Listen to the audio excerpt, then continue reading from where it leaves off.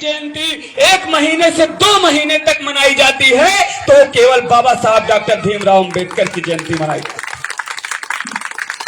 है। इस दुनिया में बहुत सारे बादशाह पैदा हुए, राजा पैदा हुए, जिन्होंने इंसानों को गुलाम बनाकर इस दुनिया पे राज किया, लेकिन बाबा साहब अंबेडकर वो शख्स थे जिन्होंने गुलामों को इंसान बनाने का काम किया, और उनसे बड़ा शख्स इस दुनिया में कोई पैदा नहीं हुआ। बाबा साहब अंबेडकर की एक कलम ने इस देश के 5000 सालों के इतिहास को बदल देने का काम किया।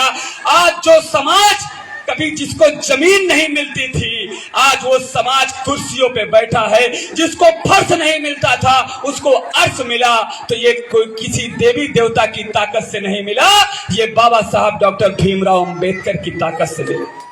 ये बाबा साहब अंबेडकर की ताकत से मिला। वो शख्स जिसने इस देश के तमाम शोषित, पिछड़े, वंचित समाज के लोग, जिनके जीवन में हजारों सालों से अंधेरा था, जिनकी खुशियां नदारद हो चुकी थी, जिनके सपने मर चुके थे, ऐसे लोगों के जीवन में फिर से खुशियां लाने का काम किया और उनके जीवन में खुशियां भरने का काम किया, उजाला लाने का काम किया। इस देश में दिवाली हजारों बार आई होगी, लेकिन इस देश के दलितों, पिछड़ों के जीवन में उजाला तब आया जब बाबा साहब अंबेडकर ने इस धरती पे जन्म लेने का काम किया। जब इस धरती पे जन्म लेने का काम किया, इस दुनिया में हमारे जिंदगी बेरंग हो चुकी थी, सारे रंग मर चुके थे, लेकिन जब बाबा साहब अंबेडकर आए तो हमारी जिंदगी में फिर से दोबारा रंग भरने का काम हुआ। आज जो समाज जिसके गले में मटकी और पैर में झाड़ू बांधा गया, आज वो समाज बाबा साहब अंबेडकर की ताकत से, जिसके गले में मटकी थी उसके गले में टाई आ गई, और जिसके पैर में झाड़ू बांधा गया उसके पास पैंट और कोट आ गया।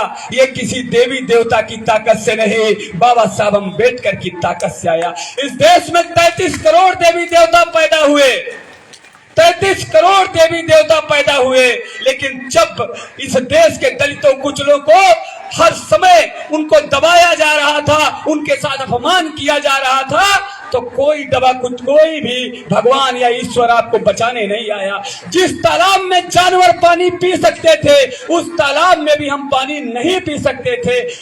जब ये तमाम देवी देवता भगवान पैदा थे, वो आपको उस तालाब में भी पानी पीने का अधिकार नहीं दिला पाए।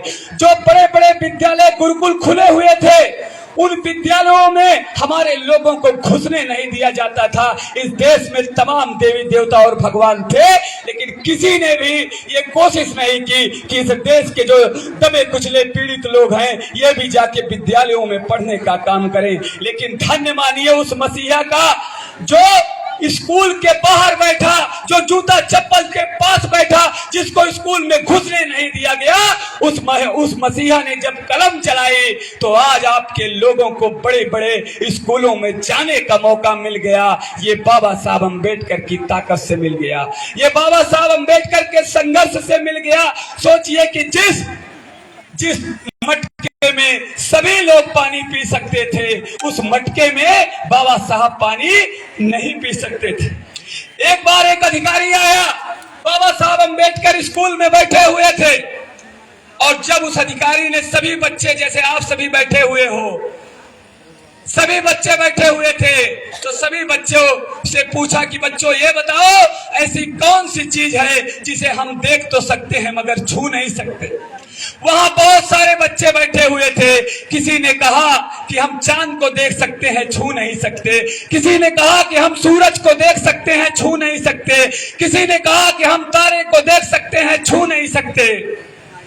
पीछे, सबसे पीछे स्कूल के बाहर जूता चप्पल के पास एक विद्यार्थी बैठा था। उसने भी हाथ उठाया और उसने कहा कि साहब, यहाँ चांद, सूरज और सितारे की बात तो बहुत दूर है, लेकिन यहाँ पे रखा हुआ जो मटका है, मैं इसे रोज देख तो सकता हूँ मगर इसको छू नहीं सकता हूँ।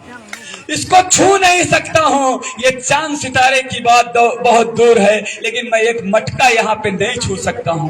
एक व्यवस्था हमारे देश में बनाई गई, इस व्यवस्था के कारण हमारे लोगों को दबाया गया, हमारे लोगों को पीड़ित किया गया, हमारे लोगों को सभी अधिकारों से वंचित कर दिया गया। लेकिन धन्य मानिए बाबा साहब अम्बेडकर का, जिन्होंने इस देश के बहुजनों की कायाकल्प कर दी। तब अपने तमाम संघर्ष उन्होंने झेले, अपने 4-4 बच्चे कुर्बान कर दिए, अपने तमाम संघर्ष झेलते हुए बाबा साहब अम्बेडकर ने आज हमको उस जगह पे पहुंचा दिया कि जहां पे आज हम मान सम्मान और स्वाभिमान के साथ जीने का काम करते हैं, बराबरी के साथ जीने का काम करते हैं। आज हमारे पास सभी कुछ है तो वो केवल बाबा साहब अम्बेडकर की देन है। नहीं तो इस देश में समय समय पे हमारे साथ हमेशा अन्याय और अपमान होता रहा।